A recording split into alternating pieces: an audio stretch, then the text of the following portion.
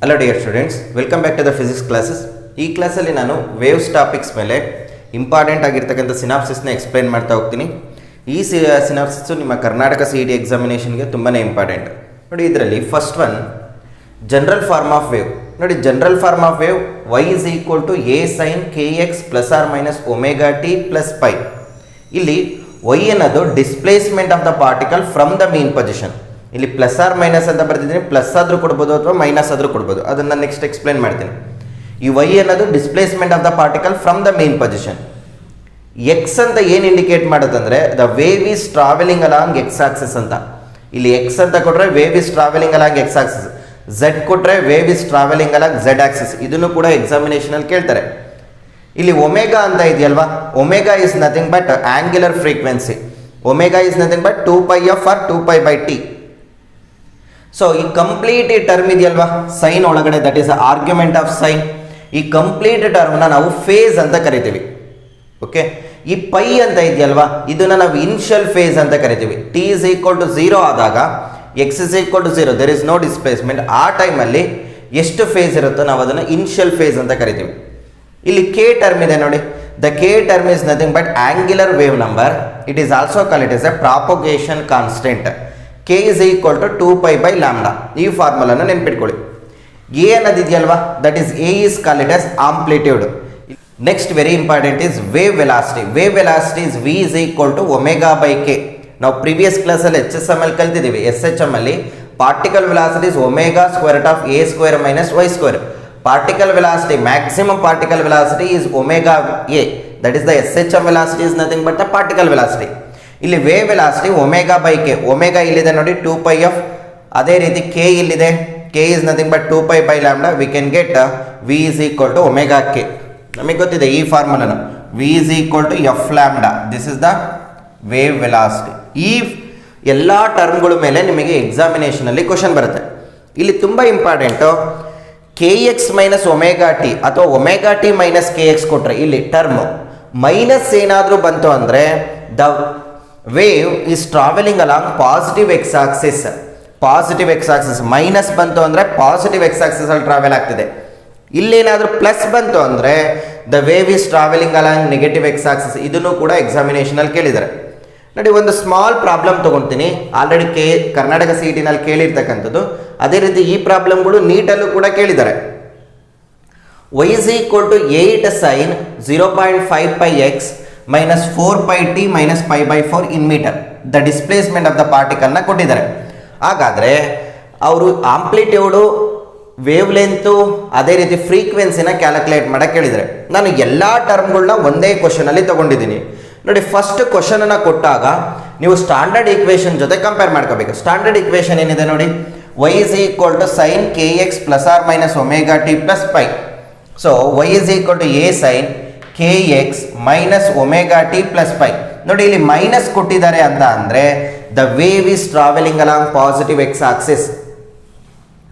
ಇಲ್ಲಿ ಕಂಪೇರ್ ಮಾಡಿ, ಎ ಜಾಗದಾಗ ಏನಿದೆ 8 ಇದೆ. So that amplitude of the wave is 8 metre. ಇಲ್ಲಿ ಮೀಟರಲ್ಲಿ ಕೊಟ್ಟಿದ್ದಾರೆ, ಆಗಾಗ ಆಂಪ್ಲಿಟ್ಯೂಡ್ ಏನಾಯಿತು 8 ಮೀಟರ್ ಆಯಿತು. ನೆಕ್ಸ್ಟ್ ಕಂಪೇರ್ ಮಾಡಿ, ಕೆ ಜಾಗದಲ್ಲಿ ಏನಿದೆ ನೋಡಿ, ಕೆ ಜಾಗದಲ್ಲಿ 0.5π ಇದೆ. So k is equal to 0.5π. So this is called it as a angular wave number ಅಥವಾ ಪ್ರಾಪಗೇಷನ್ ಕಾನ್ಸ್ಟೆಂಟ್ ಪರ್ ಮೀಟರ್. ಅದೇ ರೀತಿ ಒಮೆಗಾ ಜಾಗದಲ್ಲಿ ಏನಿದೆ ನೋಡಿ, ಒಮೆಗಾ ಜಾಗದಲ್ಲಿ 4π ಇದೆ. So omega is equal to 4π radian per second. This is the angular frequency. Next frequency calculate ಮಾಡಕ್ಕೆ ಹೇಳಿದ್ರೆ we know that omega is equal to 2πf. So that f is equal to ω/2π.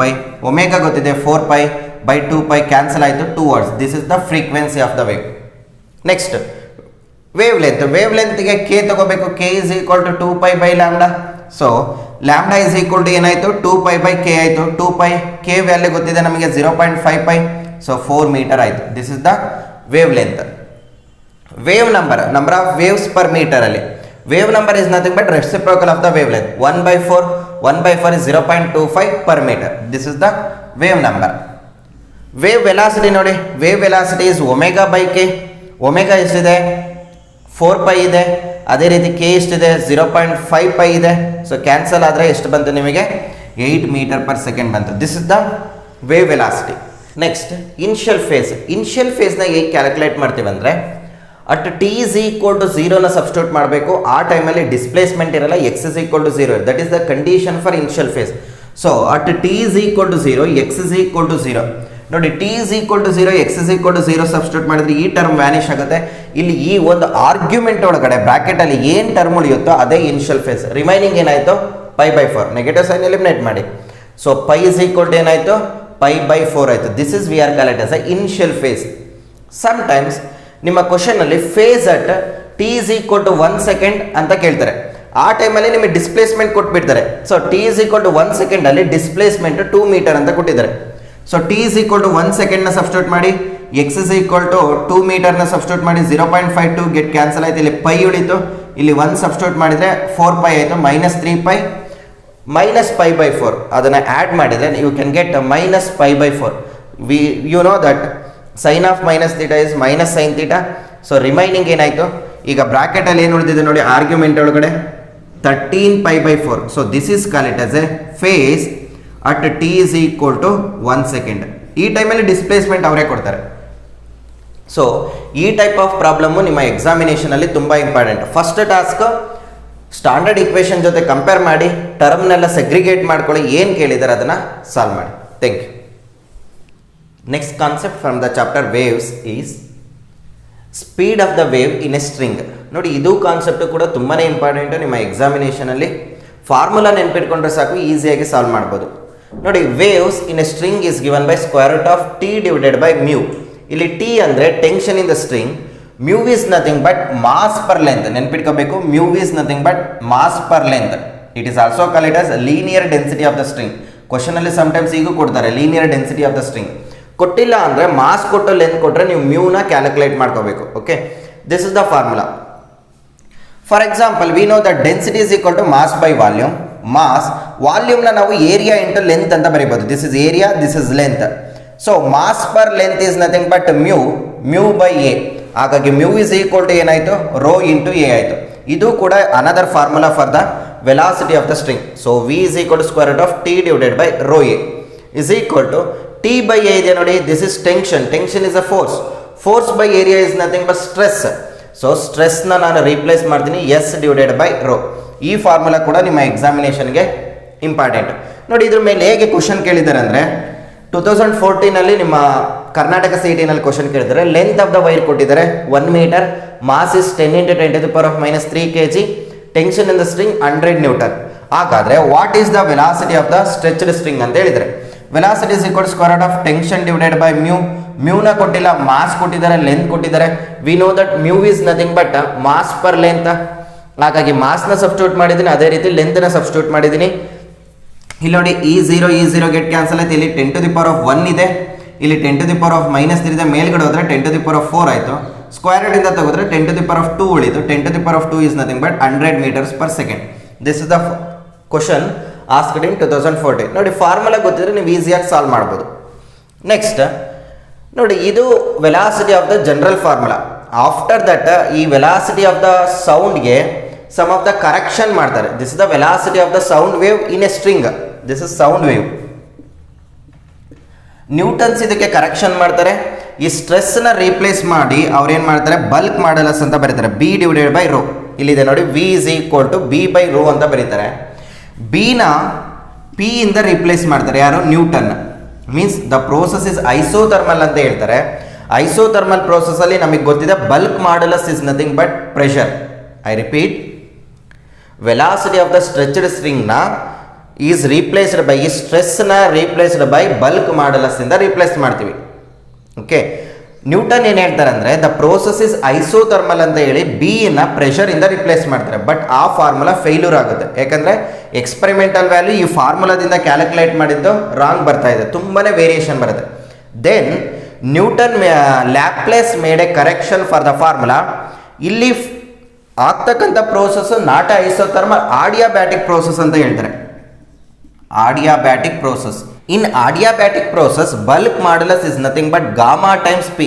Gamma is nothing but ratio of specific heats, Cp by Cv. ನಾನು already ಇದನ್ನು thermal properties ಆಗಿರ್ಬೋದು, thermodynamics ಅಲ್ಲಿ ಆಗಿರ್ಬೋದು, ಮತ್ತು kinetic theory of gases ಅಲ್ಲಿ ಈ ಫಾರ್ಮುಲಾಗಳನ್ನೆಲ್ಲ explain ಮಾಡಿದ್ರಿ.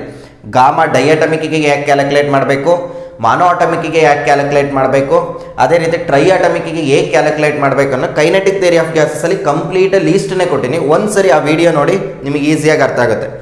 So ಬಿನ ಗಾಮಾ ಪಿ ಇಂದ ರೀಪ್ಲೇಸ್ ಮಾಡ್ತಾರೆ.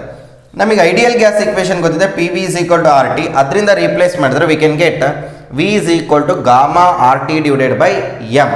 This is very important formula, NEET ಎಕ್ಸಾಮಿನೇಷನ್ಗೂ ಕೂಡ important. Gamma R T divided by M.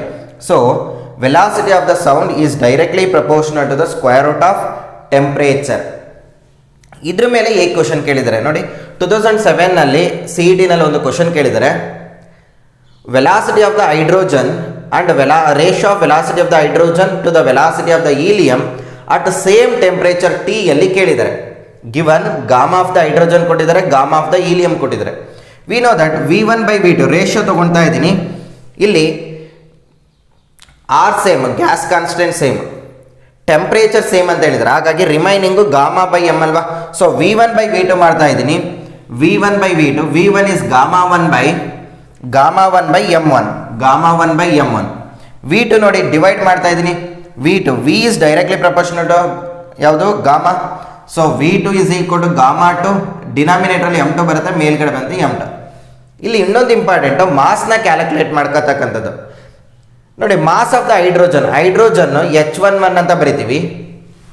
H11 ಬರೆದಾಗ ಈ ಟರ್ಮು ನಮಗೆ ಮಾಸ್ನ ಇಂಡಿಕೇಟ್ ಮಾಡಿದ್ರೆ, ಈ ಟರ್ಮು ಚಾರ್ಜ್ನ ಇಂಡಿಕೇಟ್ ಮಾಡುತ್ತೆ. ನಾನು ಎಲೆಕ್ಟ್ರಿಕ್ ಚಾರ್ಜಸಲ್ಲಿ ಹೇಳಿದ್ದೀನಿ. ಸೊ ಮಾಸ್ ಎಷ್ಟಾಯಿತು ಇಲ್ಲಿ 1 ಆಯಿತು. ಬಟ್ ಹೈಡ್ರೋಜನ್ ಅಂತ ಅಂದರೆ ನಮಗೆ ಸಿಂಗಲ್ ಆಗಿ ಸಿಗಲ್ಲ. ಹೈಡ್ರೋಜನ್ ಅಂದರೆ H2 ಮಾಲಿಕ್ಯೂಲ್, ಡೈಅಟಮಿಕ್.